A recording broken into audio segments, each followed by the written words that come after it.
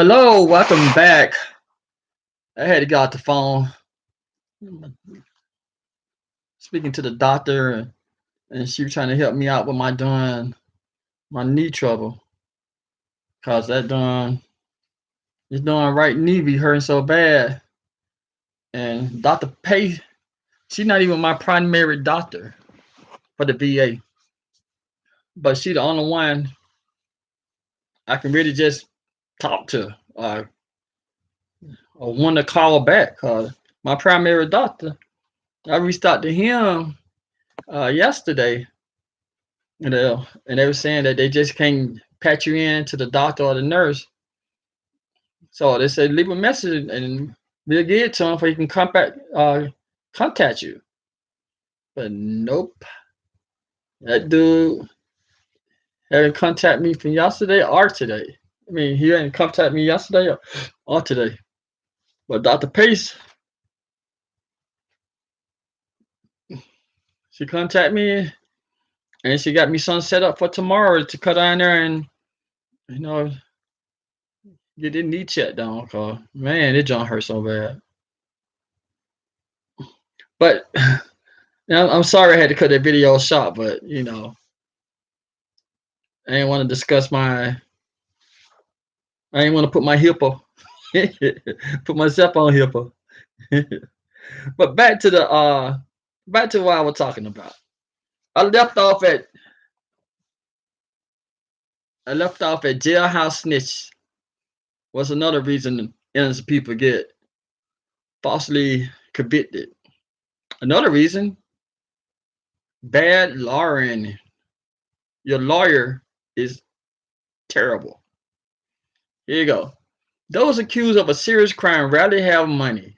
Many are represented by good public defenders, but too many get stuck with court-appointed lawyers with little or no experience.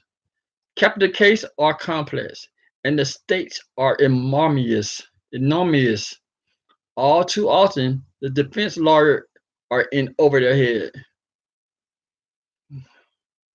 Just because, yes, that is true. You have uh you have defense lawyers who got public defenders who got several cases, and they don't have time to go through, get out on experts that you need, and you know, most of the time the family don't have the money to get the experts and lawyer that you need. So you have a lawyer who overworked with less experience and only care about, you know, that one case down. They go to another case.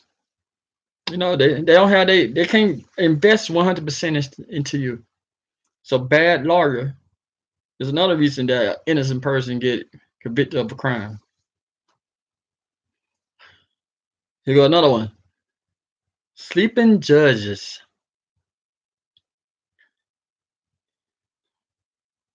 Don't need a judge, they're gonna sleep. Okay, that's it. Here go the article. Judges are supposed to be impartial referees attending to on ensuring fair trials. They should include confessions that are inconsistent with the physical evidence and obtained by questionable means. Include the testimony of career felons with motive. Require prosecutors to produce great evidence and question the credibility or question the credentials and the testimony of all experts outside the presence of the jury. But unfortunately, judges do not always do what they should. The reason are many, a variety, but the fact that many judges are elected doesn't help. There are their upcoming election campaign and how the decision they make might affect the result.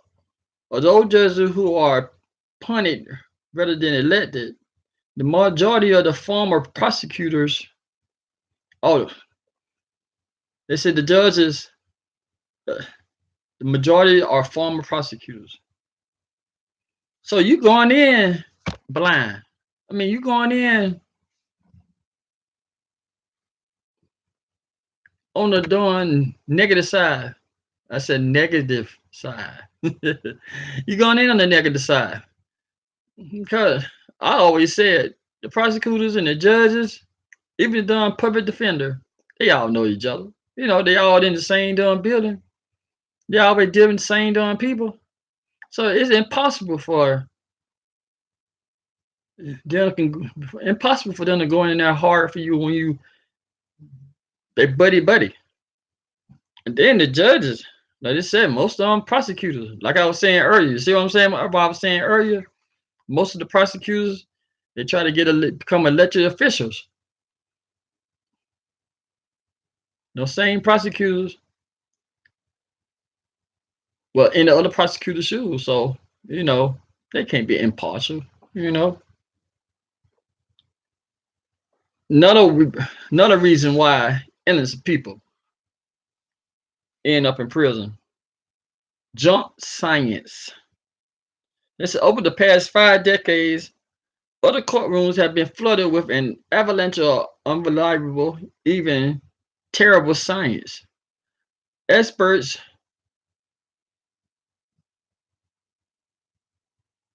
sorry, experts with qualifications that were dubious at best and fraudulent at worst have pebbled. For a fee, of course, all manner of damning theories based on their alleged scientific analysis of hair, fiber, bite marks, arsenic, boot prints, blood spatter, and ballistics. Of the 330 people found innocent by DNA testing between 1989 and 2015, 71% were convicted based on forensic testimony, much of which was flawed, unreliable, or something outright fabricated. So you paying these dumb people who ain't got no experience because, like I said before, and then one of the other things, you got public defenders. They don't know to question the dumb person they so-called expert. Most of the time they ain't even looking into the so-called expert credentials. You know, they don't know what this dude went to college for.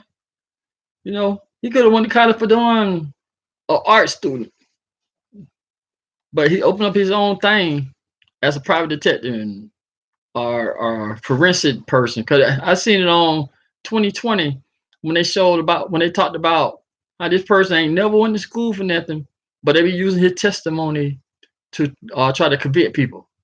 And he's supposed to have been a forensic expert. Don't know nothing about forensic, but you know, you get out there, if you can get out there and talk and use and your vocabulary is very uh full. I just said full. And you can basically convince anybody, especially the jury. Most of the time, the jury they don't want to be there anyway. And you got somebody who sound like they know what they're talking about. Like, oh, okay, I get it, I get it. So that happened. That happened. Okay, here's another reason why an innocent person get convicted. Hello, I need to take the call. Hello, sweetie. How you doing? No, you didn't. I am, but it's all good. How you doing? Yeah. Wait. Okay. I'll call you back in 2 or 3 minutes. All right, later, sweetie. I told you she don't like being. Her voice don't even like being on the thing.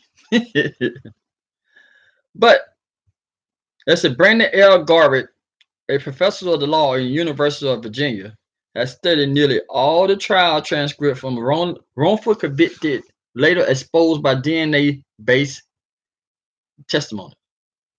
There's a national epidemic of overstated forensic testimony with the steady streams of criminal conviction between overturned as the sharpness a decade worth of physical evidence come to light. He wrote last year in the Buffalo. The true scope of the problem is only now coming into focus. An excellent new book by Boko and Tucker, the Captor King of the Country, Dennis, chronicled the story of two of the most bizarre experts ever allowed in the courtroom. Stephen Hayne was a controversial forensic photography who once boasted of performing more than 2,000 autopsies in a single year. His sidekick, Michael West, was a small-town dentist who assumed the role of an expert in many other fields. Together, they tag-teamed their way through rape and murder trials in Mississippi and Louisiana, and they pressed screens of conviction, several of which have been overturned. Some are still being litigated. Many others, however, seem distant to stand.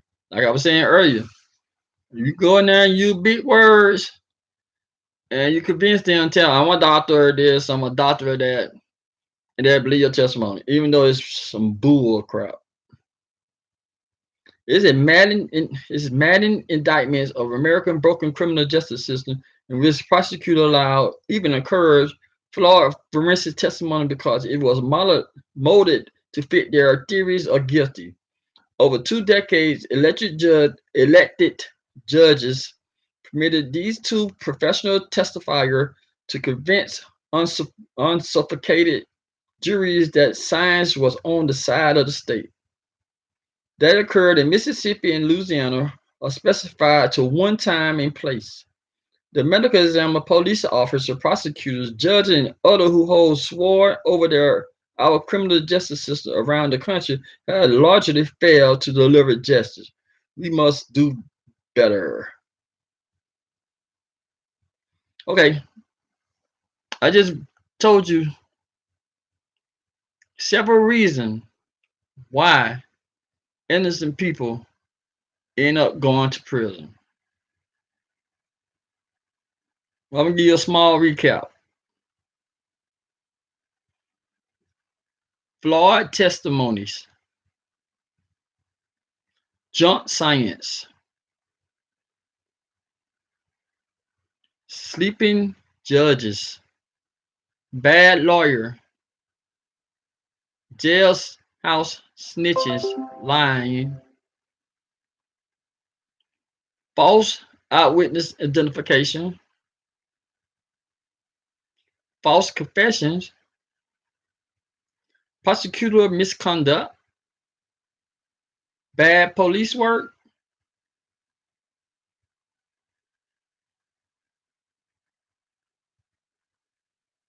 okay, I think that's it. Bad police was the last one. It's terrible that these people are being locked up in prison over stuff they didn't do just because, the prosecutor trying to keep their streak going, the detectives under pressure, so they need to try to get a confession or find evidence, so they do some underhand stuff. Some of the judges are former prosecutors, so they're on the side of the prosecute. You got people lying in jail just to try to get a less sentence or get less sentence or get freed.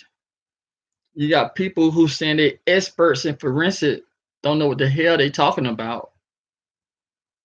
And you also got eyewitnesses who can't give you a picture of can't tell you what the people look like until they go in there, come back to bad police. Going there to the police and they try to, is this the person? You sure kind of look like him. You sure it ain't? So yeah, those are reasons why people have been locked up and in prison for no reason. Thank you for watching this episode. Sorry, it was I had to cut it off the first one and talk to you on the second one because like I said, I was speaking to the doctor. And I'll talk to you in a little bit. Got to call my sweetie and see what you want. Like, subscribe, share, hit the notification. My one person, I so appreciate you. Shout out to you, one person. I'll be back in a little bit. Talk about something else. All right, later.